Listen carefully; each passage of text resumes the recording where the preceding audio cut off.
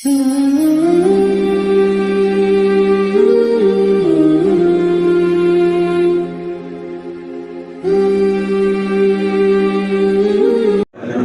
warahmatullahi wabarakatuh.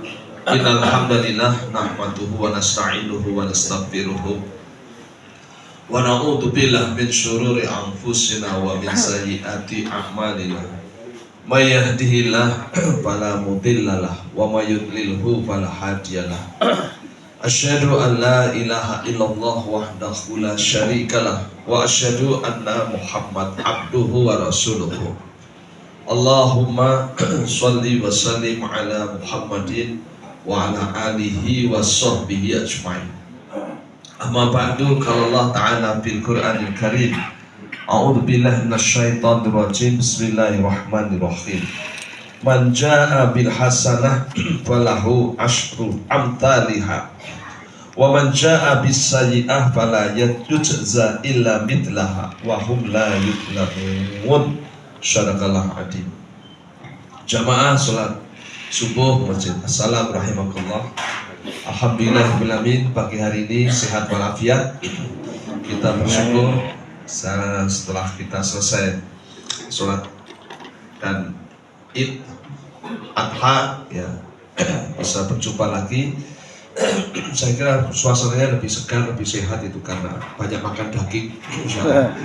Mudah-mudahan ke depan kita bisa banyak mengambil hikmah dari Bapak Tauhid, yaitu Nabiullah Ibrahim alaihissalam dan keluarganya, khususnya putranya yaitu Ismail dalam peristiwa Idul Kurban.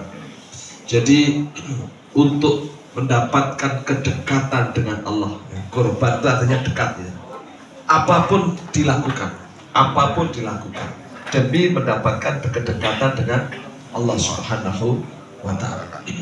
Kalau memang Allah menghendaki agar menyembelih putranya yang sematawayang, itu pun dilakukan oleh Ibrahim alaihissalam demi bisa dekat dengan Allah.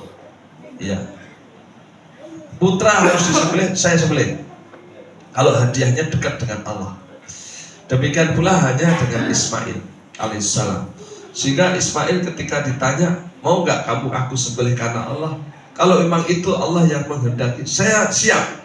If al-matu'mar satajiduni insyaallah minas sabirin. Insyaallah kau dapati diriku adalah seorang anak yang sabar. Jadi dekat dengan Allah itu apapun dikorbankan. Anak dikorbankan, nyawa pun dikorbankan. Kan begitu. Sehingga ada ulama yang memberikan nasihat. Kalau memang Allah hanya akan menjadi lebih dekat dengan hambanya kalau dia korban, apapun lakukan. Nek perlu utang ramah salah gitu ya. Kan gitu ya. Wong kowe iki mantuwe utang ra masalah kok gitu ya. Padahal mantu itu kan tidak dekat dengan Allah gitu. Kan gitu. Bagaimana supaya dekat sama Allah? Ya apapun kerjakan. Nah gitu. Nah, kaum muslimin rahimakumullah. Ini keteladanan betapa kedekatan dengan Allah adalah prioritas dalam kehidupan ini. Dan orang bisa mendekat kepada Allah itu dengan segala ketaatan. Maka ketaatan itu mendekatkan kita kepada Tuhan. Dan kemaksiatan sebaliknya menjauhkan manusia dari Allah Subhanahu wa ta'ala.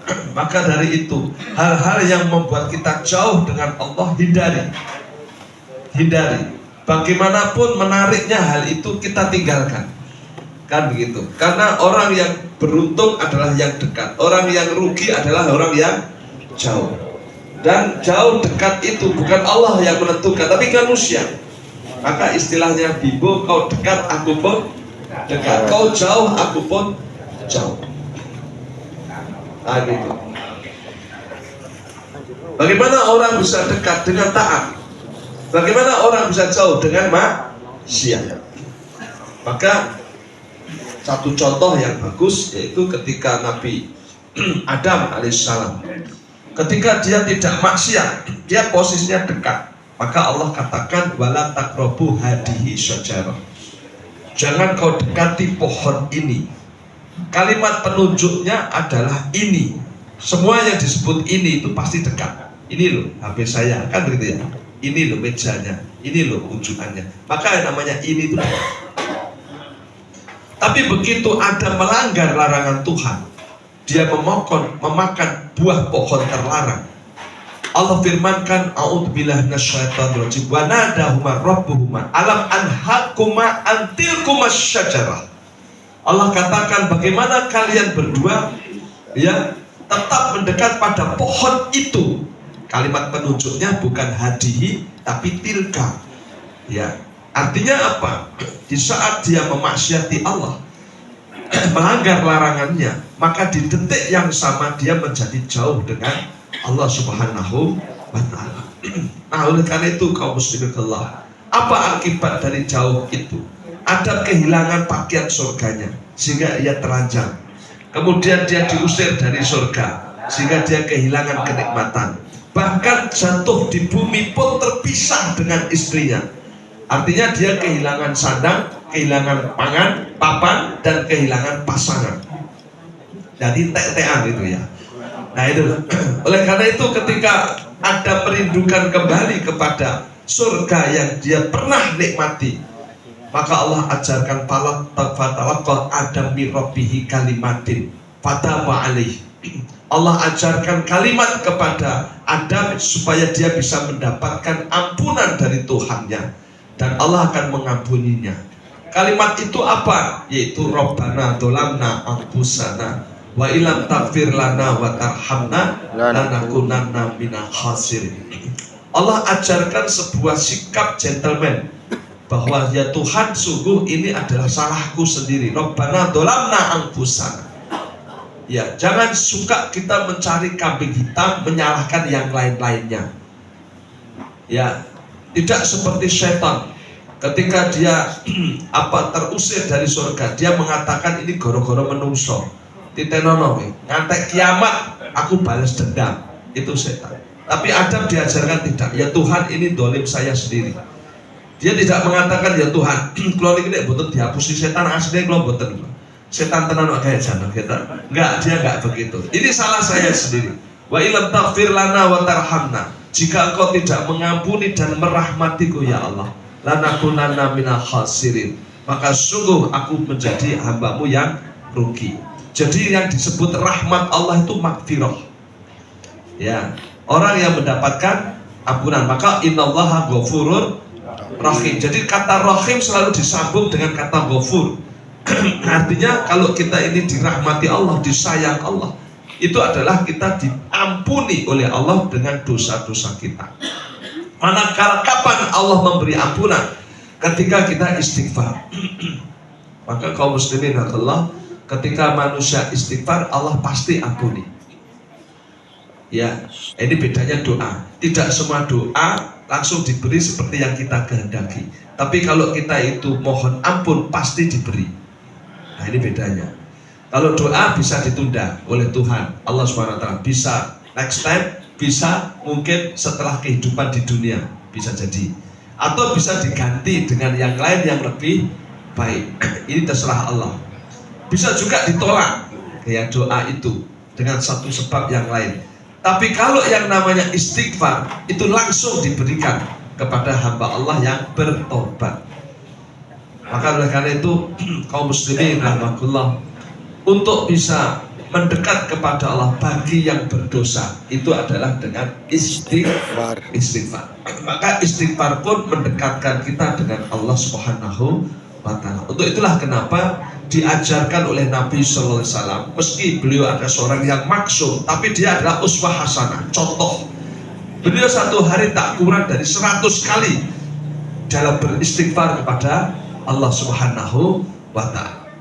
Maka kaum muslimin Allah, kita diajarkan untuk istighfar.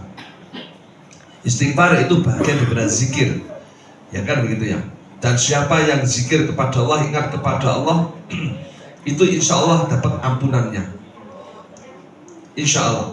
Maka Nabi SAW mengajarkan kita setiap kali selesai sholat zikir, baca subhanallah 33 kali, alhamdulillah 33 kali, Allahu Akbar 33 kali, ditambah la ilallah wahdahu la syarikalah lahul mulku wa lahul hamdu wa huwa ala kulli syai'in qadir. Andai kata engkau memiliki dosa bagaikan buih di lautan, niscaya Allah pun akan mengampuninya. Luar biasa ya. buih di lautan itu kan jumlahnya kan ya, sepanjang itu ada lautan, di situ pasti ada buih. Kenapa Allah kok begitu pemurahnya? Karena Allah tahu modelnya menungso iki ya ta, makanul khata wa nisya. Tuhan tahu persis, saya menciptakan manusia itu memang makhluk yang suka salah, suka dosa. Allah tahu. Maka Allah menyediakan dirinya dengan sifat ampunan. Dan sifat Allah Ghafur, Maha Pengampun, itu bukan untuk makhluk yang lain kecuali manusia. Sifat Allah Ghafur bukan untuk binatang, bukan untuk tumbuh-tumbuhan, bukan untuk malaikat, bukan untuk jin, hanya untuk manusia. Kan begitu ya. Dan Allah pasti memberikan ampunan itu bagi yang bertobat. Nah, oleh karena itu kaum muslimin Allah, kita bisa mendekat kepada Allah dengan tobat. Yang kedua, kita bisa dekat dengan Allah dengan taat. Nah, ini ya, dengan taat. Maka kalau kita ingin dekat dengan Allah setelah bertobat, ya terus taat. Ya, semua ketaatan itu mendekatkan diri kepada Tuhan. Bentuk ketaatan apa? Ya, bentuk ketaatan itu adalah melaksanakan perintahnya dan meninggalkan larangannya. Itu adalah sebuah ketaatan. Maka di hadapan Allah, kalau kita ingin mendapatkan ampunannya, kita harus selalu menjadi hamba Allah yang sempurna mentaatinya. Maka diperintahkan udkhulu fis-silmi kafah. Ya, masuklah kamu ke dalam Islam secara menyeluruh, kafah. Islam itu apa? Aslama yuslimu islaman. Itu artinya berserah diri kepada Allah. Orang kalau namanya Islam pasrah, itu ya sudah sendika dawuh, adanya cuma sami'na wa ta'na. Ya, maka dinasihatkan wala tamutunna illa wa antum muslimun. Kamu jangan sampai mati kecuali dalam keadaan muslim, artinya dalam keadaan berserah diri kepada Allah, tidak menentangnya tapi senantiasa mentaatinya. Maka ketaatan itu menjadikan manusia dekat dengan Tuhannya. Oleh karena itu kaum muslimin Allah, sering saya sampaikan bahwa tugas pokok manusia itu dalam hidup ini adalah mengabdi kepada Allah. Wa ma khalaqtul jinna wal insa illa liya'budun. Tidak ada tujuan lain dalam hidup ini kecuali untuk mengabdi kepada Allah. Apa toh yang namanya mengabdi? Nah, ini Rabono ratakan dan ini ya. Mengabdi itu, abdi itu di dalam pengertian bahasa setidak-tidaknya ada 3 arti abdi. Yang pertama, abdi itu artinya adalah hamba sahaya. Ini pengertian yang pertama. Jadi seorang yang mengabdi kepada Tuhan itu adalah dia meletakkan dirinya posisinya sebagai hamba sahaya atau sebagai budak. Kita ketahui yang namanya budak itu dibeli, yang namanya budak itu dimiliki. Ketika orang telah menjadi budak, maka sungguh dia tidak punya kehendak, karena budak tidak boleh berkehendak. Dan yang kedua, yang namanya budak itu pasti tidak memiliki apapun, sehingga apa yang dia kenakan, apa yang dia pakai itu pasti milik tuannya. Maka nggak ada budak punya celengan, itu nggak ada. Ya tak? Budak kok punya tabungan, budak punya kuda, nggak ada, nggak ada. Ya, semua yang ada pada budak itu milik tuannya. Dan namanya budak tidak boleh punya kehendak. Ketika tuannya bilang, "Kowe rono, sekedar ini keluar terus saya kesel, mungkin mau keluar," nggak bisa mungkin. Budak itu ya harus langsung dikerjakan. Wong namanya juga budak. Maka manusia tidak boleh memperbudak manusia. Karena apa? Ketika manusia diperbudak oleh manusia, dia menjadi sengsara dan akhirnya menderita. Maka perbudakan harus dihapus. Kan begitu. Orang yang diperbudak itu orang yang sangat hina. Dia tidak punya kehendak. Maka dulu katanya nih, kita nggak ngalami, Indonesia ini dijajah Belanda itu kita diperbudak Belanda gitu. Ada istilah kerja rodi kan begitu ya. Apa yang diperintahkan ya harus dikerjakan. Orang dipakani orang apa-apa. Bahkan cocoknya kok tadi keimangan. Budak itu dibunuh aja nggak ada urusan hukumnya. Kok kamu bunuh kenapa? Ya, ini budak saya kok. Ya sak asirku no, tak pateni yo sak karepku ora tak karepku. Coba bayangkan. Bahkan budak wanita itu disetubuhi juga boleh. Tidak dianggap sebagai pemerkosaan, tidak, karena budak itu dimiliki. Coba bayangkan betapa hinanya seorang budak. Nah, ketika manusia dengan manusia tidak boleh ada perbudakan satu dengan yang lainnya. Tapi ketika manusia dengan Tuhan justru wajib menjadi budak. Nah ini, kita harus menjadi abdillah, budaknya Allah. Artinya di hadapan Allah kita nggak boleh punya kehendak. Nih Allah maunya gitu, saya maunya begini, nggak boleh. Ketika berhadapan dengan keinginan Tuhan Allah, kita nggak boleh punya keinginan, gitu. Allah bilang puasa ya puasa, lah aku ngelak, yo aku ngombe yo sakarepku, nggak bisa, kan begitu ya. Ketika Allah perintahkan kita untuk sholat 5 waktu, ya harus sholat 5 waktu. Kita nggak boleh ngenyang, harus gelem loro, gelem yo kene, ra gelem yo wis, nggak bisa, kan begitu ya. Ketika Allah melarang kita minum khamr, kita nggak boleh menentang. Gitu. Rento lah nek sak cangkir, nek sak sloki ya ora masalah, kan begitu. Enggak bisa begitu. Apapun yang menjadi kehendak Allah itu harus menjadi apa yang kita kerjakan. Allah perintah kerjakan. Sebagai seorang abdillah, ketika seorang Ibrahim diminta anaknya, berikan. Padahal itu satu-satunya. Sebagai seorang abdillah, hamba Tuhan, ketika nyawa satu-satunya diminta, oleh Ismail pun diberikan. Karena itu dia sadar, saya ini abdi, saya ini budak. Saya tidak boleh punya kehendak, saya tidak boleh punya keinginan, saya tidak boleh menawar apa yang menjadi kehendak Allah Subhanahu wa Ta'ala. Pertanyaannya adalah, apakah kita menjadi hina karena kita sebagai abdillah? Tidak. Justru sebaliknya. Justru sebaliknya. Ketika orang bisa menjadi seorang abdillah, budaknya Allah yang sempurna, ngestoaken dawuhipun Allah, sami'na wa ata'na, perintah dikerjakan, larangan ditinggalkan, manusia menjadi mulia. Loh, ini bedanya. Jadi ketika manusia menjadi budak manusia, dia hina. Tapi ketika manusia menjadi budaknya Allah, maka dia mulia. Inna akramakum indallahi atqakum. Ketika manusia itu takwa, maka dia mulia. Dan orang yang paling mulia adalah orang yang takwa. Apa orang takwa? Orang takwa adalah orang yang mengerjakan perintah Tuhan dan meninggalkan larangannya. Ada juga yang mengartikan takwa itu takut. Jika ittaqullah haqqa tuqatih, itu diartikan adalah takutlah kamu pada Allah, takutlah kamu pada Allah, takutlah dengan takut yang sempurna. Kalau manusia takut dengan makhluk, maka dia menderita. Betul kan?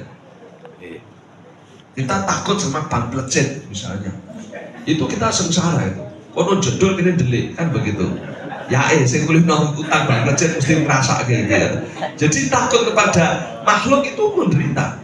Kita takut ya takut apa? Takut gunung, maka kita lari. Takut gunung meletus misalnya. Kita takut tsunami, kita lari. Kan gitu. Takut macan, kita lari. Semakin jauh semakin selamat.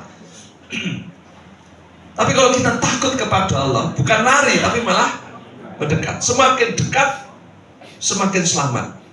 Maka Islam itu artinya selamat. Aslama yuslimu islaman, salah satu artinya adalah selamat.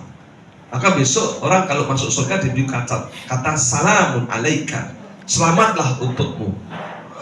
Artinya ucapan selamat karena dia menjadi ahli surga. Nah oleh karena itu kaum muslimin Allah beda. Jadi kalau orang itu takut kepada makhluk, dia menderita, dia stres, dia depresi karena takut kepada makhluk. Kan gitu ya. Ada orang sampai takut kepada ketinggian, takut kepada gelap, kan gitu ya. Takut dengan suara yang keras, takut miskin, takut sakit, takut yang lain, maka susah. Hidupnya susah. Nah gitu. Tapi kalau kamu manusia itu takwa pada Allah, ala takhafu wa la tahzanu. Kamu tidak akan takut, tidak akan bersedih hati.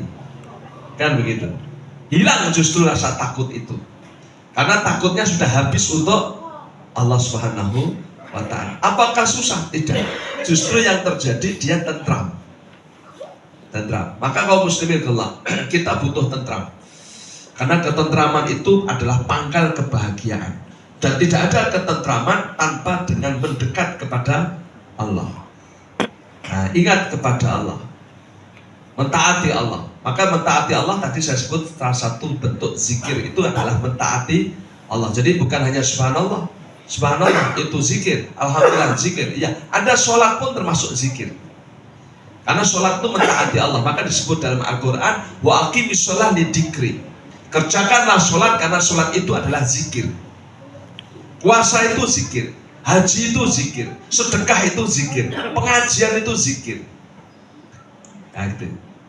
Dan orang yang mengerjakan perintah Tuhan itu tentram karena dia ingat pada Allah. Dan orang yang meninggalkan perintah Tuhan, dia akan menderita karena dia lupa dengan Allah. Kan begitu. Maka ketika ada orang itu maksiat kemudian mati, maka dia mati dalam keadaan lupa kepada Tuhan, disebut kufur. Kan begitu. Na'udzubillah min dzalik. Na'udzubillah min dzalik. Oleh karena itu kaum muslimin Allah, kita kalau mentaati Allah banyak keuntungannya. Ya, banyak keuntungannya. Yaitu tadi, satu, meraih kemuliaan, bukan kehinaan. Yang kedua, ketentraman, bukan kekacauan, kedamaian. Dan insya Allah itu menimbulkan kebahagiaan. Mula wong urip kan golek tentrem gitu ya. Yang golek tentrem ya itu tadi. Karena orang sering nggak paham di era hedonisme ini, yang namanya tentrem itu nek sugih gitu. Tentrem itu nek kuasa, enggak. Tentrem itu hati, bukan materi. Tentrem itu hati, bukan materi. Kan gitu ya, hati, rasa. Nah, maka ketika orang sudah tentram itu nyaman. Ya, hidup ini enak. Meskipun dia dalam kesederhanaan dia bahagia. Di dalam kemakmuran pun juga bahagia. Kan begitu ya. Di dalam kesendirian dia juga bahagia. Di dalam keramaian juga bahagia. Karena tentram. Nah, kaum muslimin Allah, ketentraman tidak diperoleh oleh orang yang maksiat kepada Tuhan. Tapi ketentraman hanya diperoleh oleh mereka yang taat kepada Tuhan. Maka kita butuh taat. Gitu ya, kita butuh taat. Oleh karena itu kita harus tahu bahwa semua yang Allah perintahkan dan semua yang Allah larang itu ternyata adalah bentuk kasih sayang. Kan begitu. Bukan sekedar kewajiban. Kan kita seringkali menerjemahkan tuh, wah saya orang Islam wajib, gitu ya, wajib sholat, wajib puasa, kode orang diseksual gitu. Kita harus melihat bahwa ini memang wajib, tapi ini bentuk kasih sayang Tuhan. Kenapa harus nek orang salat mau diseksual? Karena memang harus diancam, harus dipaksa. Kebaikan itu harus dipaksa. Kalau nggak bisa dipaksa nanti orang nggak baik-baik gitu ya. Ya nggak. Contoh misalnya sholat. Kenapa Nabi bilang suruh anakmu 7 tahun sholat? Kalau 10 tahun dia tidak sholat, pukul. Itu kan artinya disuruh memaksa kita. Tidak kan? Anda lihat itu di Singapura misalnya, itu mulai melaku ya udah atuh sih deh. Orang kok sodokoro terus kan gitu ya, kan gitu ya. Ya gitu. Bagaimana itu negara bisa begitu bersih, bisa begitu tertib? Karena dia memaksa, betul nggak? Melanggar sidik dendanya rame-rame. Maka Singapura kondang kota banyak denda kan begitu ya. Buat sampah didenda, utut ning dalan didenda. Maka kita nggak pernah ketemu orang utut di jalan-jalan. Kita nggak pernah melihat sampah di jalan-jalan. Kita nggak pernah lihat orang ngebut. Ngebut sekali itu dendanya iso gajinya hilang rong sasi. Kan begitu ya. Jadi ini menunjukkan betapa dipaksa untuk, maka ya nyaman kotanya. Orang jalan itu maksimal 50 km per jam. Kan begitu. Tempatnya bersih. Ah gitu. Kok iso ngono Pak? Ya itu prosesnya kan lama. Nah, mestinya orang Islam itu juga begitu. Maka di sini setiap kemaksiatan diancam, setiap kebaikan diapresiasi dengan pahala. Kenapa? Memang harus begitu. Harus dipaksa untuk menjadi orang baik. Dan itu pun demi kebahagiaan kita. Nah, demi kebahagiaan kita. Udah nggak usah Allah lah, kita aja orang tua. Setiap orang tua pasti cinta kepada anak dan cucunya, pasti, kan gitu ya. Yang namanya orang cinta anak, cinta cucu, itu pasti juga memerintahkan sesuatu dan melarang sesuatu. Gak mungkin gak ada perintah, gak ada larang, gak mungkin. Benar gak? Anak kita misalnya, kita dengar kok 1:30 masih bercakap-cakap di kamar, kita langsung datang buka. Loh, kok turun-turun, ayo turun, 1:30, betul gak? Kenapa Anda melarang dia untuk bangun setengah 1 malam, karena nggak baik. Dan kita melarang itu karena cinta. Nah, ketika waktunya sekolah, kita bangunin, ayo bangun sekolah, ini jam 7 sebentar lagi. Kenapa kita nyuruh dia sekolah? Karena cinta, kan begitu. Ketika anak kita mainan HP gak habis-habisnya, kita datangin, jangan main HP terus, kan gitu. Nanti itu HP tak ambil kalau kamu main HP, kan begitu. Kenapa melarang? Karena cinta. Jadi sesungguhnya perintahnya orang tua dan larangannya kepada anak, kepada cucu itu karena cinta. Kowe nek nurut bapak, kowe nurut ibu, kan gitu ya. Engko sing seneng ya kowe dhewe. Nek kowe pinter, nek kowe mulya, nek kowe hebat, sing bahagia ya kowe dhewe. Oh, kan begitu, ya. Meskipun jalan artinya dalam hati kecilnya juga berkata, kok nek kowe sukses ya jual hali adalah gitu. Aku sing ngragati, kan begitu ya. Kayak gitu ya. Ada begitunya enggak kita? Ada. Ya tadi wong tua ya kan, aku kok nek tua jual hali lho, kowe yo mulyake wong tua ya kan gitu. Jeneng-jenenge wong tua. Kok nek kowe dedit ya jual hali wong bapak ya diumrohke, kan begitu ya ta. Ini ada begitunya. Tapi kalau Allah blas, Allah sama sekali. Ya, sehingga semua perintah Allah, semua larangan Allah 100% untuk hambanya, bukan untuk Allah Subhanahu wa ta'ala.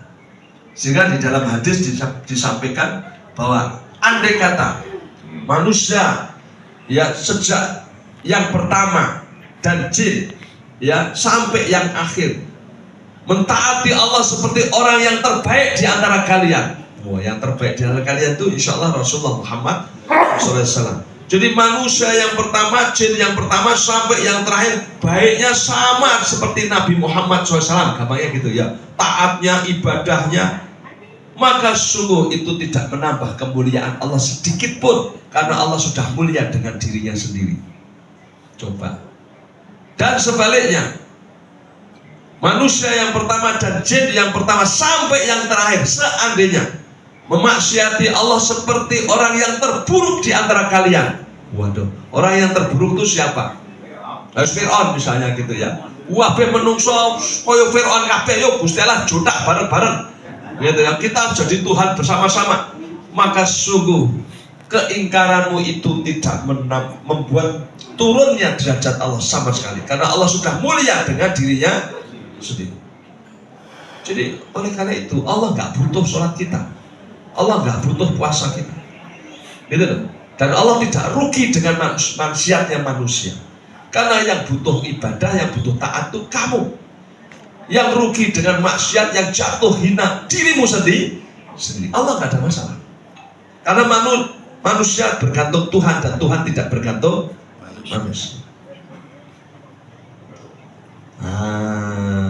Kalau manusia dengan manusia saling bergantung,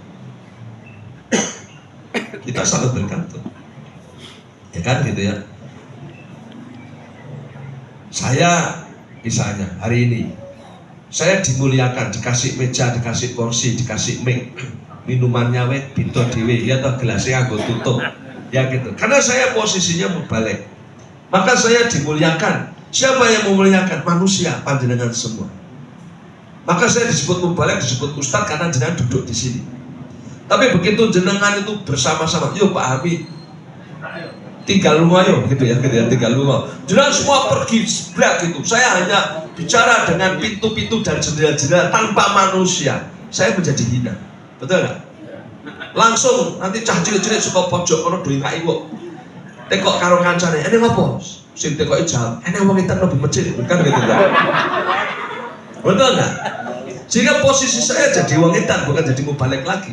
Jadi ternyata kita saling tergantung satu dengan yang lain. Tapi Allah tidak tergantung, gitu loh. Sehingga oleh karena itu kaum muslimin Allah ngerti ya, gitu loh ya. Jadi apa yang Allah perintahkan dan apa yang Allah larang itu dalam rangka I love you full, mungkin begitulah.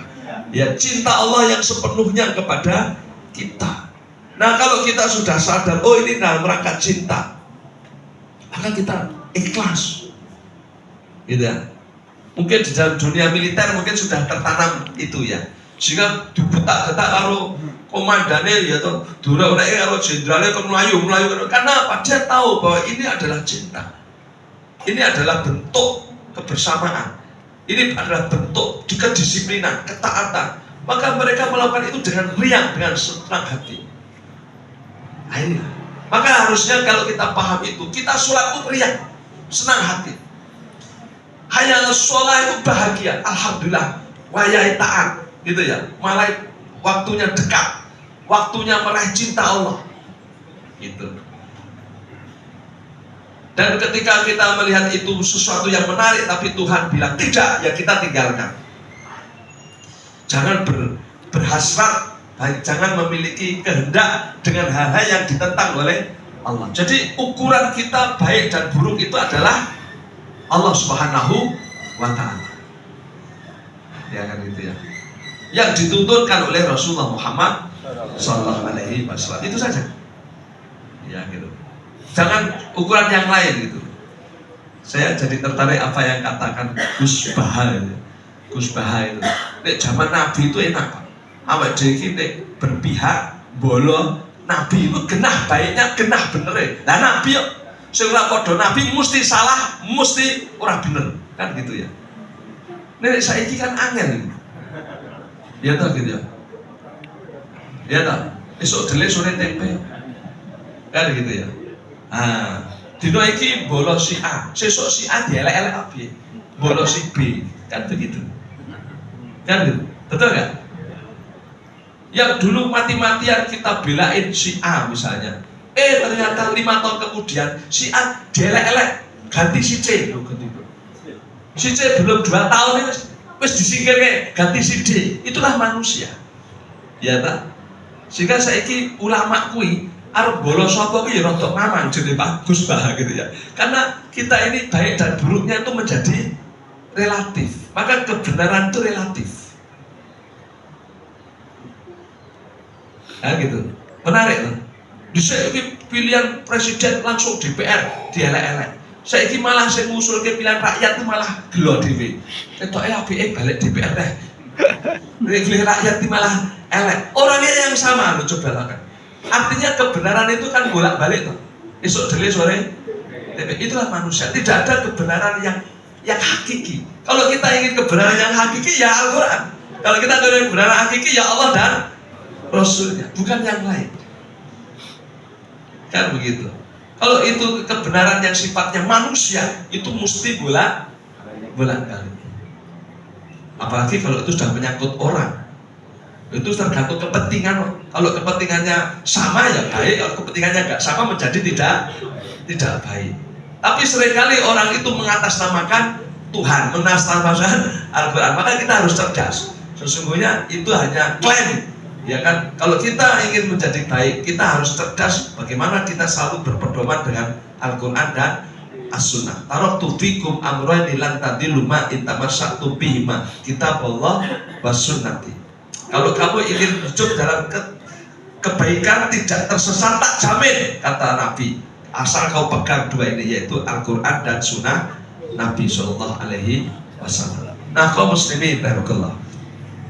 Jadi kalau kita ini menjadi seorang abdilah, satu, menghambalah kepada Allah dengan sempurna, maka kamu tentram, kamu mulia. Yang kedua, seorang abdi artinya bukan hanya hamba saya, tapi anak panah. Nah, ini anak panah. Ketika seorang itu memanah, pasti dia akan mengarahkan anak panah itu pada tujuannya. Begitu sudah pas, dia akan lepas, set, maka dia akan meluncur pada arah yang dikehendaki oleh sang pemanah. Itulah yang disebut abdi. Maka kalau kita ini menjadi abdilah, setidaknya kita mencerminkan anak panah tadi. Kita melesat, melangkah di dalam kehidupan dari waktu ke waktu sesuai yang diarahkan oleh Allah dan Rasulnya. Itulah seorang abdi. Tidak menyimpang sama sekali dengan arahan Allah dan Rasulnya. Maka kita selalu minta ihdinas siratal mustaqim. Ya Allah, tunjukkan aku arah yang lurus. Kan begitu ya, jalan yang lurus. Kenapa? Karena disitulah yang namanya seorang abdi. Dia tidak akan mengambil jalan yang lain kecuali yang sudah diarahkan oleh Allah dan Rasulnya. Inilah pengertian abdi yang kedua, yaitu anak panah.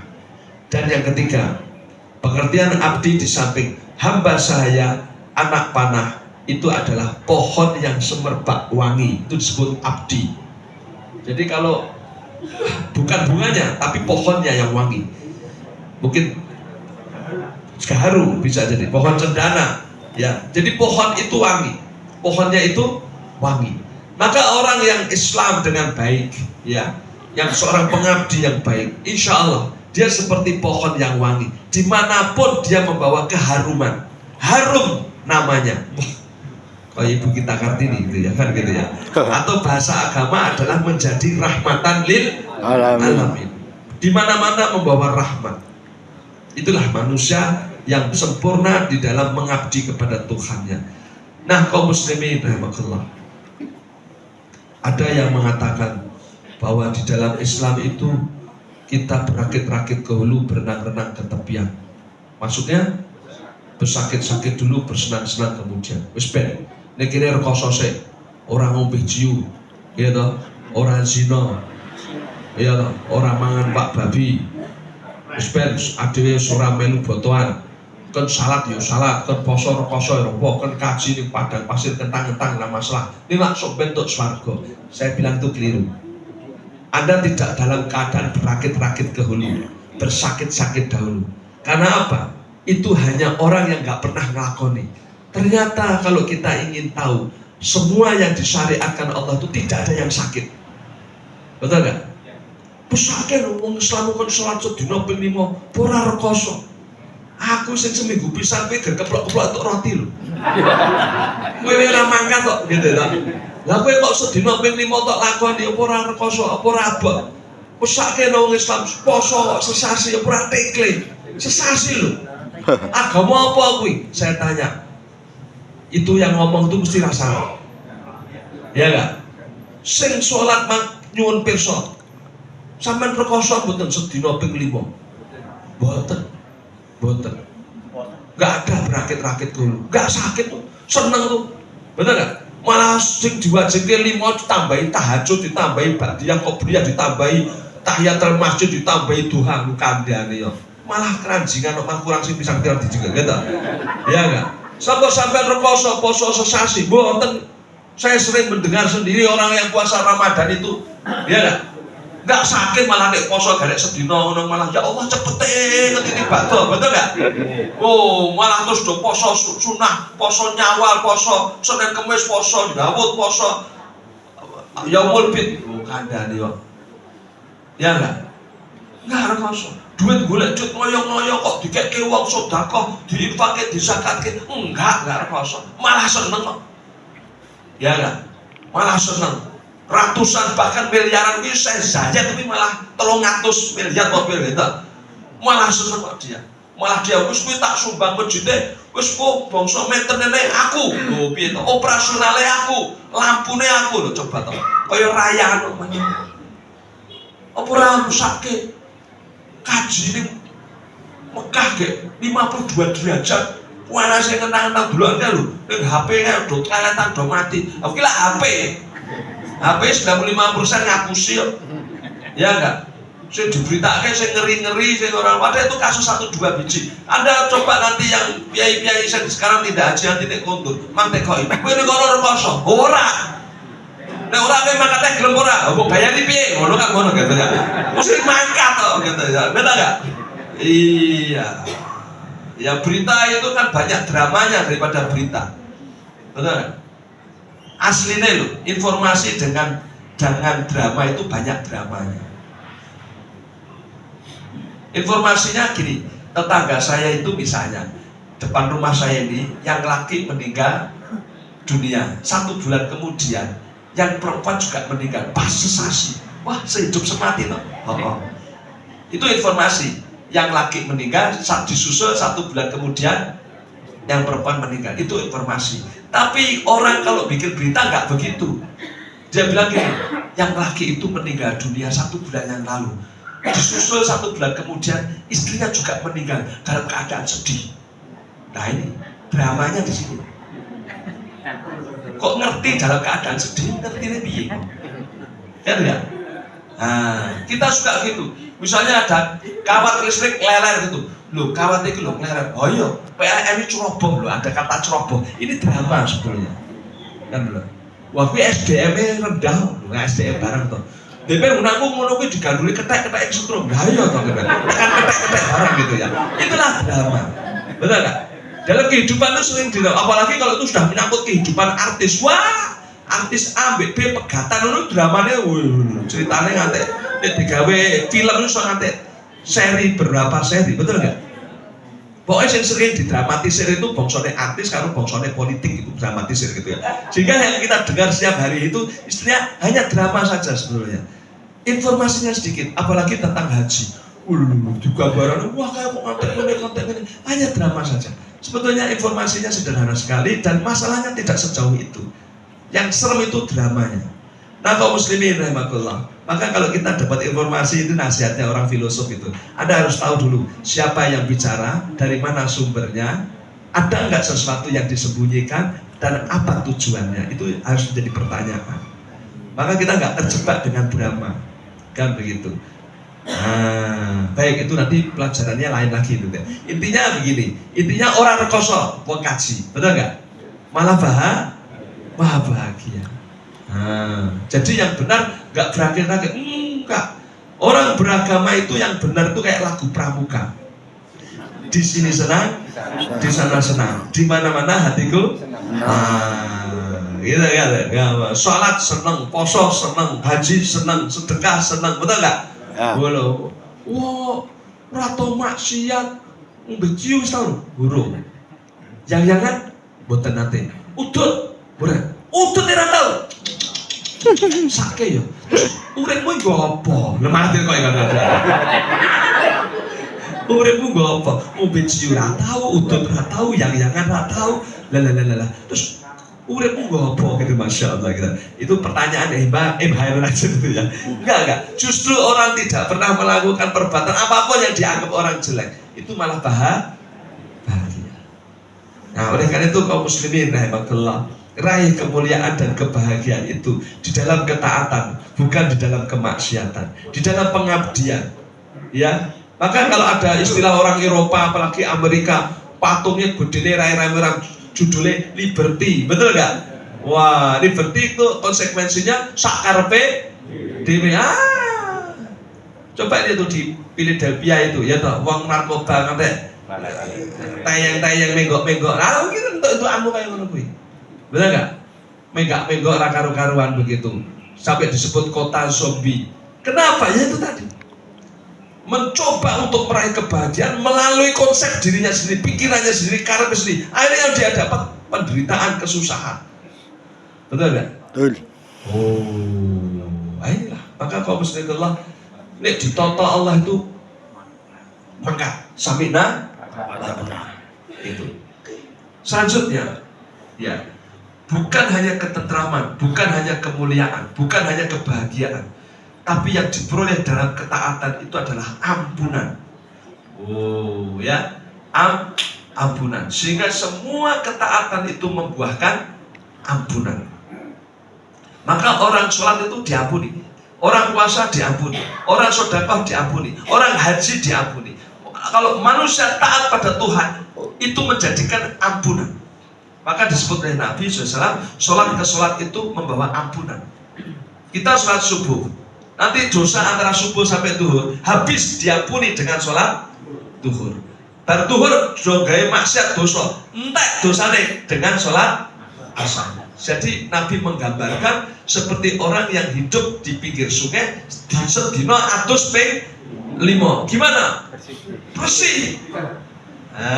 Kalau sing ahli sholat itu resik banget, tak ganteng-ganteng ayu-ayu, resik. Lah nek wong kuwi ra tau salat rupane butek kaya neker ya. Ya kan gitu ya. Lah kok butek-butek ora tau salat, butek gitu. Ya kan gitu ya. Orang iya enggak? Enggak keluar airnya gitu. Nek berlian gitu ya. Nek berlian kan ada istilah airnya gitu ya. Enggak keluar itu. Jadi hanya sintetis itu ya. Klip-klip ini orang petu banyu deh. Itulah beda. Ya. Ampunan. Bagaimana dengan puasa? Puasa juga melahirkan ampunan. Man shoma Ramadan imanan wa ihtisaban, ghufira lahu ma taqaddama min damai. Jadi di situ bukan sekedar ada ketentraman, tapi ada ampunan. Ada ampunan. Maka orang-orang yang puasa itu selesai Idul Fitri kembali suci. Sering diibaratkan seperti bayi yang baru lahir. Jangan lagi kok puasa yang wajib Ramadan. Anda puasa sunnah saja mendatangkan ampunan, benar nggak? Misalnya kemarin puasa Arafah, diampuni dosanya 2 tahun, setahun yang lalu dan setahun yang akan datang. Karena memang ketaatan itu melahirkan ampunan. Bagaimana orang yang sodakoh? Sama, sodakoh zakat. Khud min amwalihim sodakatan tutahhiruhum wa tuzakkihim. Dengan sodakoh itu membersihkan dan mensucikan orang itu. Maka semakin banyak sodakohnya, semakin bersih dosanya. Bagaimana dengan umroh dan haji? Sama. Nabi SAW ketika al-umrah ilal umrah kafaratul lima bainahuma. Al-hajju mabrur laisa lahu jazaa'un ilal jannah. Umrah ke umrah menghapus dosa di antaranya, dan haji yang mabrur tidak membuahkan kecuali surga. Jadi oleh karena itu kaum muslimin rahimakumullah, otomatis orang yang rajin sholat, rajin puasa, bersedekah, berzakat, berumrah, berhaji, habis dosanya. Sehingga dia tidak menghadap kepada Tuhan kecuali dalam keadaan suci dan bersih. Ini fadilah Allah yang luar biasa. Dan selanjutnya apalagi? Bukan hanya ampunan, tapi juga diberi pahala yang berlipat ganda. Nah, ini bisa kita lihat di dalam surah Al-An'am ayat 160. Allah firmankan, a'udzubillahi minasyaitonir rajim, man jaa'a bis hasanah falahu asyru amthaliha. Barang siapa yang datang kepada Allah dengan membawa 1 kebaikan, maka baginya adalah 10 kebaikan. Wa man jaa'a bis sayyi'ah fala yujza illa mithlaha. Dan tidak ada orang yang membawa 1 kejahatan kecuali dibalas dengan 1 kejahatan seperti yang dilakukannya. Wahum la yudlamun, dan mereka tidak dizalimi. Coba bisa bayangkan betapa pemurahnya Allah. Ya, 1 kali kebaikan dibalas dengan 10. Dan Allah mengatakan sendiri. Jadi Allah mewajibkan kita sholat, Allah mewajibkan kita puasa, Allah mewajibkan kita zakat. Tapi ternyata Allah juga mewajibkan dirinya sendiri untuk membalas setiap kebaikan dengan 10 pahala. Jadi kalau kita ini sholat 5 waktu, subuh, duhur, asar, maghrib, isya, maka oleh Allah kita dicatat sebagai orang yang sholat 50 waktu. Nah, ini era bolor tak kandani. Jadi Bapak Ibu kalau sudah sholat 50 tahun, panjenengan di sisi Allah nanti kaget, Anda akan dinilai oleh Allah telah sholat sepanjang 500 tahun. Saya bayangkan. Lu baca lu kan kandani ya. Orang kaget sampai ini. Ya enggak? Saya jadi ingat Pak. Ya, Idul Fitri kemarin tuh ada saudara saya tuh datang dari Jakarta. Saudara dari istri. Saya nggak pernah ketemu. Ya dia ngomong ini, saya sudah pensiun. Ya. Saya tanya, kau pensiun dari mana Bapak? Saya sopir gitu. Loh, sopir yang pensiun tapi ya, saya sopir kedutaan Prancis. Kok bisa? Hebat. Nah, saya dulu nggak ngerti. Saya itu kan jalan aja cerita dia. Saya jalan tuh kok ada rumah bagus. Saya pikir rumah, nggak taunya kedutaan. Ada satpamnya. Saya bilang, Pak Satpam, rumah ini butuh sopir enggak? Saya bisa nyopir. Waktu itu kan ngono orang proposal enggak pakai. Terus Satpam bilang, ya ini yang tuannya belum datang, tunggu sini ya. Saya tunggu di pos Satpam itu. Tahu-tahu tuannya itu orang asing. Terus ngomong gini. Terus dia bilang apa? Besok suruh ke sini jam 8, tapi Bapak kesini setengah 8. Wah, saya langsung situ. Wah, terus ternyata ngomongnya bahasa Inggris. Wah, kurang mudeng. Ngerti kok bahasa Inggris, gak taunya bahasa Prancis itu. Ya gitu. Terus pokoknya anggar taplok ngene ya berarti tengen gitu kan. Oh ya berarti kiwa gitu. Raisal tarsana. Habis itu sampai sore saya balik. Satpamnya ngomong, Bapak ditanya minta gaji berapa? Saya bilang, saya nggak minta gaji, saya minta kerjaan gitu. Nah iya, minta digaji berapa? Nggak butuh saya butuhnya pekerjaan bukan gaji. Saya bilang gitu aja. Ternyata dia malah seneng. Wah, ini termasuk cerdas sih, ya bilang cerdas. Ya, akhirnya saya 1 bulan di situ, saya digaji itu di bawah UMR. Dia bilang di bawah UMR, nggak apa-apa. Saya pikir saya yang penting kerja gitu. Setelah 2 bulan, 3 bulan, tahu-tahu dikasih draft itu pakai bahasa Inggris. Mungkin saya nggak bisa bahasa Inggris, apa Inggris apa Prancis saya nggak tahu. Tapi saya mulai tahu kalau ini kedutaan Prancis gitu. Terus kamu setuju nggak? Kalau setuju tanda tangan. Setuju gitu aja. Sebenarnya kamu juga pateni udah hilang. Tak tanda tangan itu isinya siapa saya nggak tahu. Nggak taunya bulan ke-4 tuh gaji saya naik 3 kali lipat. Wah, saya kaget gitu. Oh, Mbak Emu ini ngono tuh, Mas. Wah, langsung rabi saya. Saya langsung nikah, Pak, gitu. Oh ya, ngapain nggak nikah? Duit saya banyak, gitu ya. Saya langsung nikah ketika wong Jakarta nih, medokan begitu ya. Saya nikah, wah, saya langsung berani kredit rumah. Wah, saya punya anak, alhamdulillah anak saya sampai bisa sarjana. Itu, ya. Waktu itu Bapak bisa bahasa Prancis, alhamdulillah. Saya bahasa Prancis lancar. Tiap hari saya ngomong Prancis sama mereka gitu ya. Masya Allah. Saya sampai mati saya di sini saya bilang gitu. Saya nggak pindah kemana-mana. Mana ada sopir gajinya seperti ini. Wah gitu. Lagi 3 kali lipatnya sampai mati saya di sini gitu. Apa nek 10 kali lipat. Nek gandeng raket tok ya saya.